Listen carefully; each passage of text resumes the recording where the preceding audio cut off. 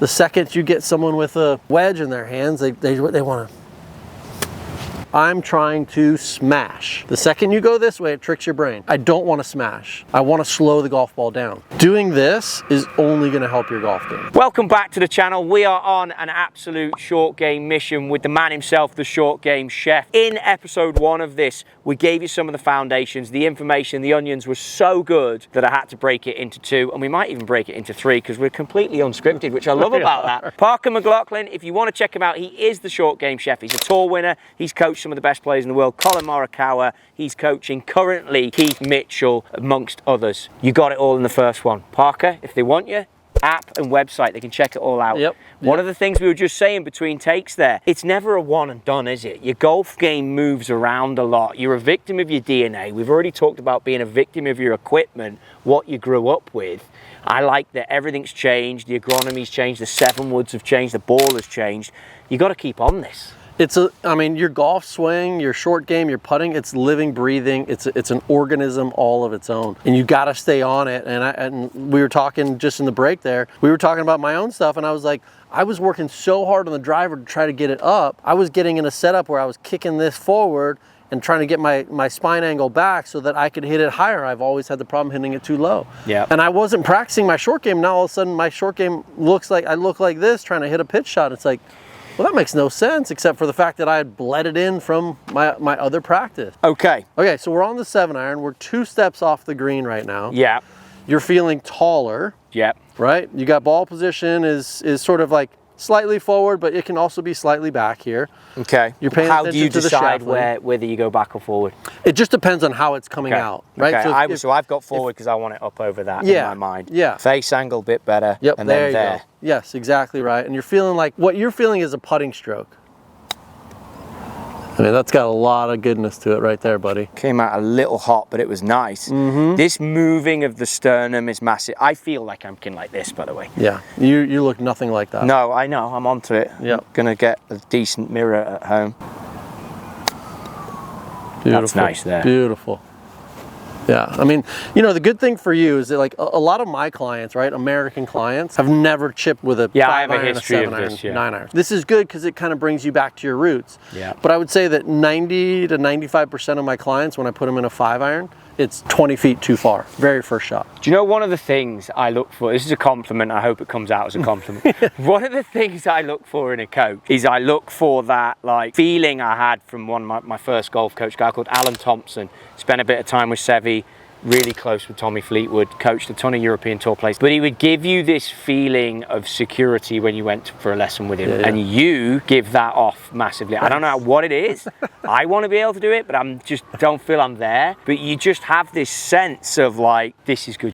Well, I appreciate that. I don't know how you do that. I think as you and I get to know each other a little bit better, I'll be more of a and I know you like that. Yeah, exactly. Right, come back here, let's get 9-iron. Okay. You want 9-iron here for what reason? Because I feel like I've got a lot of loft here for the same shot. Like I could pitch this further down the green if I wanted. Yeah, you absolutely can. I mean, I'm kind of envisioning somewhere in here. I was going to go a bit further, but yeah, okay. Yeah, let's see it. Ball position there, taller. There you go. And just putt this thing. Yeah, so it landed right here. And I would say that when I was feeling much more confident about chipping, that shot would be the bad one, which is just a little bit lower in the blade. But I don't hate it. No, I thought that was a beautiful miss. I'm going to put the ball back a bit more, so I feel like I haven't got to put the energy in it as much. I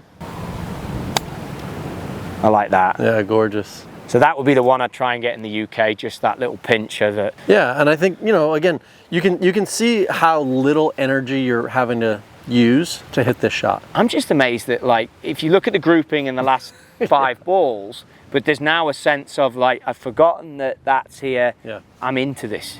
So how did I go just by doing this and feeling a bit more confident? How did I now be like, I'm not worried about how far the backswing is. I'm not worried about turning. I'm just like, let's fucking make this thing. No, it starts from your setup. I think once you have a good setup, your mind starts to relax and you start to get less anxious, right? So I think putting you in a good setup and explaining this philosophy to you a bit helps get you in a more relaxed state. I like it for sure. Good. All right, let's graduate onto the gap wedge. Okay. For most people, they will start to then be like, oh, I've got a wedge in my hands. I want to try to pinch it. I want to try and get more hands involved. I want to add more speed to it. I want to caution you on that. I just want to make sure, yes, handle's going to be higher. Yeah, but you haven't said one thing. It's No, like, I feel like I'm going to go that way anyway, because I'm still thinking I'm going to putt this. Well, you had already gone higher with the other one, so that's why I didn't say Just anything. trying to putt, you know? Yep, exactly. So there. So Yeah, keep just the putting motion. Exactly right. That felt like I was trying to help it in the air. Okay. Yeah, the first one felt like my full swing. Yeah, exactly right. So yeah, and this is more relatable to a putting stroke than it is your full swing. And again, it's like we don't want to be here, we don't want to be this Get way. out of that. Yeah. Which is interesting that you said to me, what did Plummer say? And I never asked him. I just assumed not to. But yeah, it's you only got this one you can go a little more back in the stand, ball position. Yeah. Because I was getting worried about that. Okay, that feels like it solved everything. Yep. Now, so I'm worried about driving into the hill. No, but again, with a putting stroke, right? As long as you're not here and going up with it. Yeah. With a putting stroke, it shouldn't feel like it drives into the hill. So basically, have it a bit shallower on the backswing or lower to the ground on the backswing. Correct. So keep that. Yeah, I mean, like stroke. Matt Kuchar. We talked about him a minute ago. It's like his kind of philosophy, and he's been like one of the best on tour. I mean, obviously he doesn't do it with like leading the tour in like length. So he does it inside of 100 yards. And one of his sort of keys, and we've talked a lot about it, is that he's always trying to like land the plane. So he visualizes the ground as this. He's trying to think, well, if I bring this club up here, it might be a landing, right? But if I can kind of keep this thing here, it's going to be a better landing on the ground. Yeah.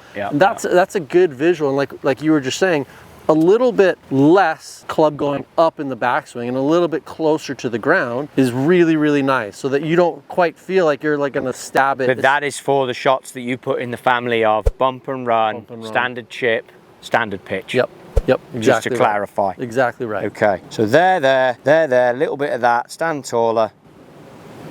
And that one was just that Kuchar runway feel. Dude, that like, to me, that's magic. Yeah, it's lovely. Beautiful right there, right? I mean, these are all very good. You're not missing these on the stats. Yeah, for most people, right? Most people that are watching, doing this is only going to help your golf game. It's going to help build you the motion that we're looking for a bump and run and a pitch shot. But it's also going to give you another option of going, I can actually use my 7-iron and get the ball close to the hole. Like, you start looking at this grouping. If I would have said, let's grab your 60 degree from here, We've just really, I got one at the short and one at the long. What are we doing here? So the grouping's gotten so much better as you start to lower the loft. Yeah. And people will start to realize that, but they just don't ever use it around the greens. And now as you start to use this, it's going to help you with your overall motion, but it's also going to help you have another option of club to be able to choose for any of these pins. Yeah. Use the full bag instead of just a one club willy. Okay, so ball back. I like the fact that if I keep the club low and putt it, the slope is never an equation.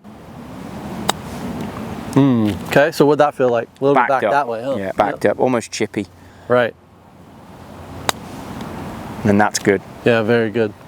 Very nice. All right, let's grab 56 now. This is a simple drill, I like it.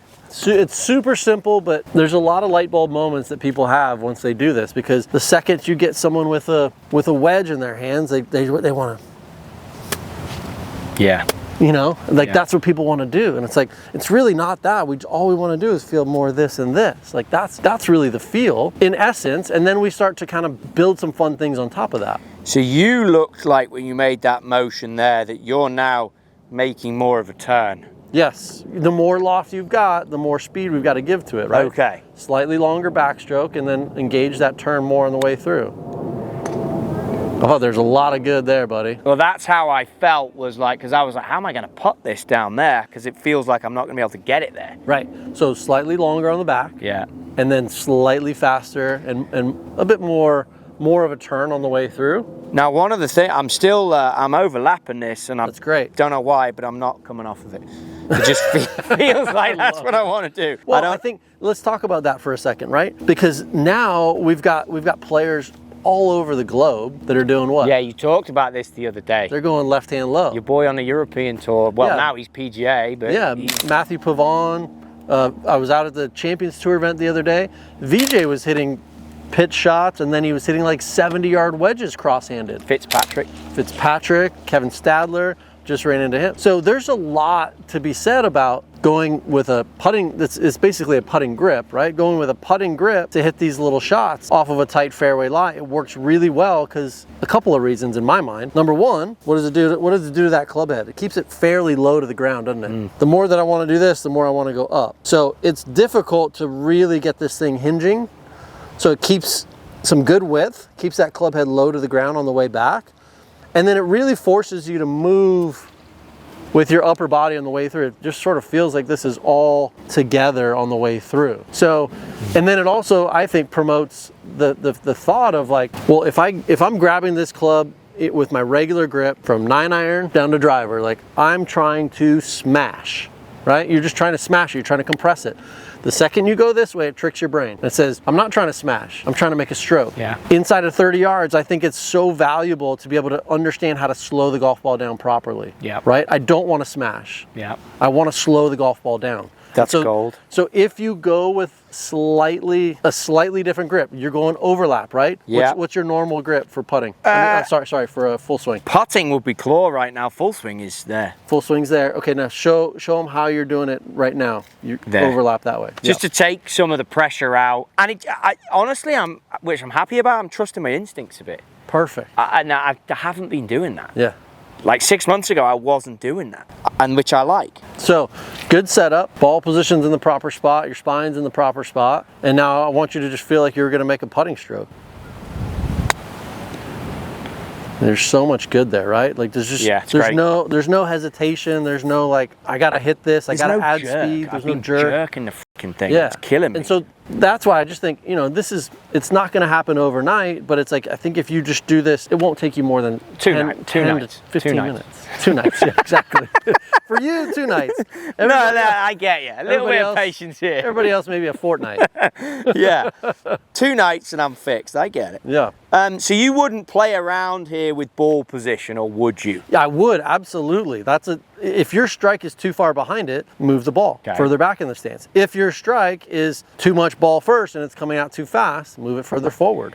And then if I'm right back one. here, you'd always have the upper body still there, and if you're here, you'd have the upper body still there? Yeah, I mean, for this particular shot, yes. Now, if you're trying to hit something that's a little bit higher, yeah, you know, we're gonna sort of shift that. We don't need quite as much pressure in that front side. Dude, how good was that? These are all good. And that, you know, and that one has a little bit of check to it, right? Yeah, but it's just good. I mean, it's just good. It's just a good feel. It's a good... I want to say something better, but I don't have it. It's good. I just think, you know, it's like, we look over here at this structure and there's concrete at the bottom. Yeah. Right? It's not the sexiest thing in the world, but it's like, you got to put that concrete down so that then you can put the structure up. Yeah. Right now, we're laying the concrete. Yeah. That's the foundation for what is going to come next. Yeah. This is where we're starting. So there you have it. You've got to lay down your foundations. Like I said to you, Short Game Chef Parker McLachlin is here. All his stuff is down in the description below. This is absolute dynamite. We're coming back with a third.